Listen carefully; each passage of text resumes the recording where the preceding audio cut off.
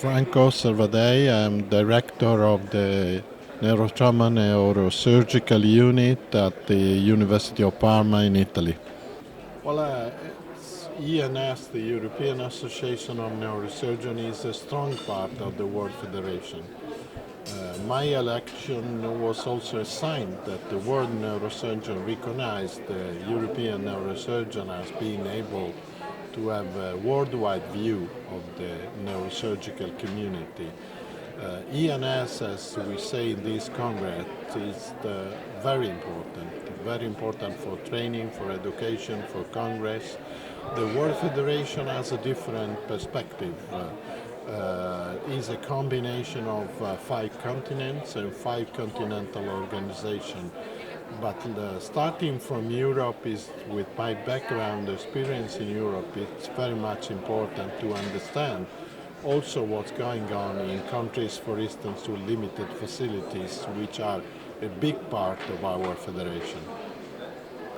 The key message is that there is a part of our work which is called extreme surgeries, which are surgeries which are important to save a life, but very often they result into a worse outcome, meaning that the life is saved, but the clinical condition of the patient is very poor. The message is whenever we do this surgery, we have to think carefully before doing that and speak with the families.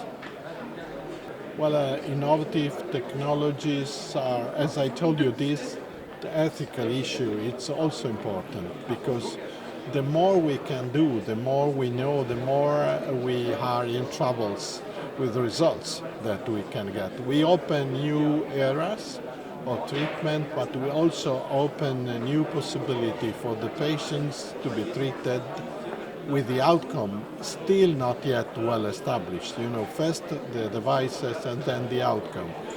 Unfortunately, this is difficult to deal, but I think it's as an opportunity. We always have to think that we have to confirm the validity of new devices with a very good patient follow-up and outcome.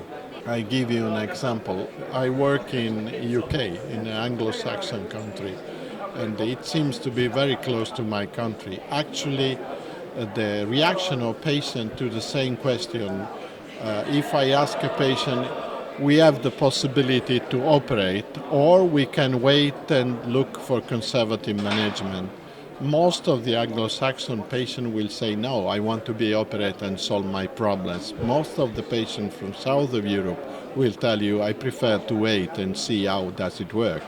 And this is almost always. Even the consideration about cost-benefit ratio is not working in most of the countries where we do have a strong Catholic religious background. Is not working because the cost benefit is not for the single patient, it's for a group of patients, and in this culture it is not at all working. So there are deep differences even within Europe in reaction to the same surgical indication. Well, we are now, I have always had a research program on head injuries. Now we have extended our research program, and we work in a collaborative research with the University of Cambridge and many other institutions in Europe on decompressive craniectomies study. We are now discussing the issue, and we are collecting data on the use of intracranial pressure monitoring. And outside the field of trauma, we work on the monitoring of spinal cord tumors, and we recently published a very large series of monitoring, of the useful of monitoring for intraspinal tumors, and this is our current research. Venice is very important. First of all, I come from Italy and I know how difficult it is to organize a Congress in Venice. It's almost impossible. Our colleagues from Venice, Domenico Davella, who is the chairman of the Congress, succeeded in something that, for instance, we Italians didn't succeed for 20 years. So just the possibility to have a meeting in Venice is a big achievement. And second, Venice is a city with really a bridge between Europe and East. and the Middle East, not the Middle East, the east part of Europe, and until Turkey. The Venice history was a history which combined the Venetian territory with the territories that they call after the sea, meaning on the other side of the sea. And I think this is a good message still now of combination of two different cultures.